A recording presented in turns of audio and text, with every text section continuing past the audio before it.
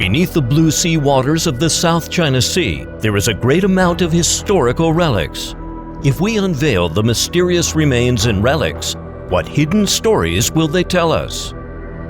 This is a tablet inscribed with "Forbidden by two houses." It looked common, but should not be looked down upon. It hid a big mystery. To let this piece of cultural relic talk, many archaeologists got together to painstakingly discover the truth. 你要知道，它这个碑里面，它是主要是什么呢？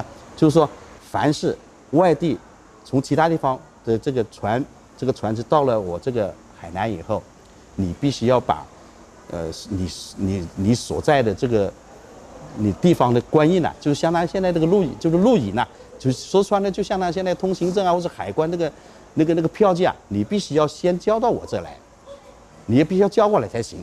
第二个呢，他那个呢还有什么呢？不允许你夹带其他东西，类似于不允许你走私，是这样子的。以后呢，如果是你届时有这个发现的话，那我就要治罪的。It turned out that the tablet inscription "Forbidden by two houses" was the business instruction of the customs in ancient China. Does it mean customs existed since ancient China? Yes, since Han and Tang dynasties, Chinese people have begun to open up the marine transportation line via the South China Sea. In the Ming Dynasty, China entered into the era of water navigation. Zhenghe's fleet traveled all the way to the Persian Gulf and the Red Sea, and to Mombasa in Africa and Timor in South Asia, consolidating and expanding the famous Maritime Silk Road. And the South China Sea was the big channel for the Maritime Silk Road in ancient China. The tablet, inscribed with "Forbidden by two houses," is a historical proof of the ancient Chinese government's management of sea routes. There was not much high-tech equipment back then, but our customs management was quite adequate. So much about the mysterious stone tablet. Now let's dive deep into the ocean and see what memories about the South China Sea are hidden there. The Huaguang Reef.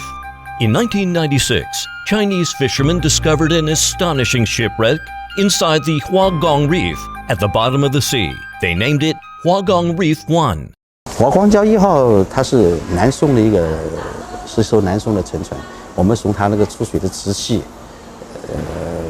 器物来这个，包括器物上的铭文啊，包括这器物上纹饰啊，来判断它是南宋来，一共打捞出500多块船板，虽然是不完整，但是依然我们能看出大概宋代的这种造船技术，包括这个隔水密封腔啊，这个它都有这种结构在里面。除了这个瓷器，还有一些铁器。第一个呢，就是说，这个华光像华光礁1号，它是在这个礁盘里面发现的，那就说明就是我们当时这些古代这个我们唐宋时期这些我们这些包括这个贸易的那种这个船只啊，它已经知道哪个地方可以避风，哪些可以哪里有岛礁，哪里可以避风，哪里有井水，哪里可以补充这个淡水，它肯定都很熟知的。Besides the information provided by Mr. Chen, let's go into more details. Huaguang Reef 1 was a wreck from Sung Dynasty. It was 20 meters long, equivalent of the length of 5 sedans. It was 6 meters wide, equivalent of the width of 4 sedans.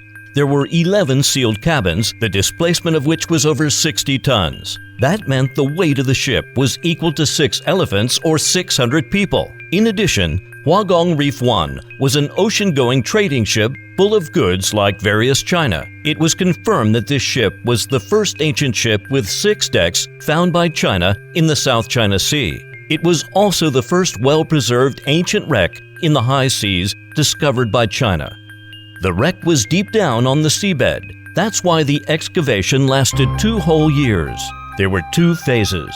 Phase 1 lasted from March to May in 2007, when the treasures on board were excavated and mapping of the wreck was completed.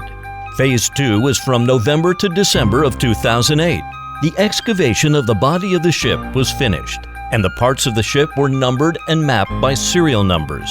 They were shipped to the Hainan Museum for protection through desalination and dehydration. Finally, the body of the ship was restored. Huaguang Reef 1 was an important historical relic from the Maritime Silk Road in the South China Sea.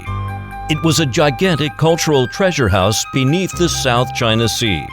The wreck in the deep sea was astonishing, right? It was just the tip of the iceberg compared with all historical relics in the South China Sea.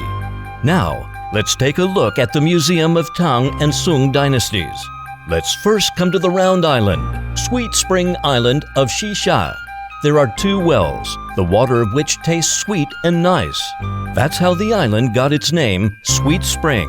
The Museum of Tang and Sung dynasties was found hidden on the island, where there were a large amount of ceramics, broken pieces of iron pots, and other things for production and daily life in Tang and Sung dynasties. What's more, they once built the underwater constructions here. It seems that the ancestors in Tang Dynasty lived a comfortable life on the South China Sea.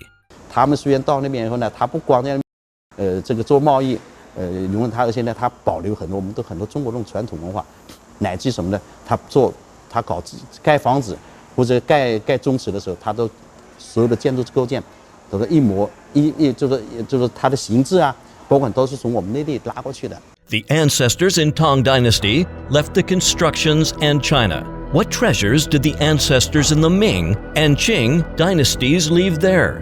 On the islands and reefs such as Woody Island, Money Island, Prattle Island, East Island, and North Island of Xisha Islands, a large quantity of copper coins, ceramics, and other daily necessities of Ming and Qing dynasties was unearthed successively.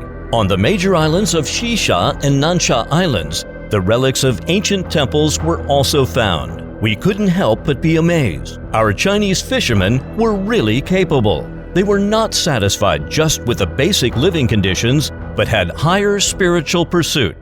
From far above the islands to beneath the sea, all kinds of cultural relics and remains are our ancestors' pleasant memories of the sea.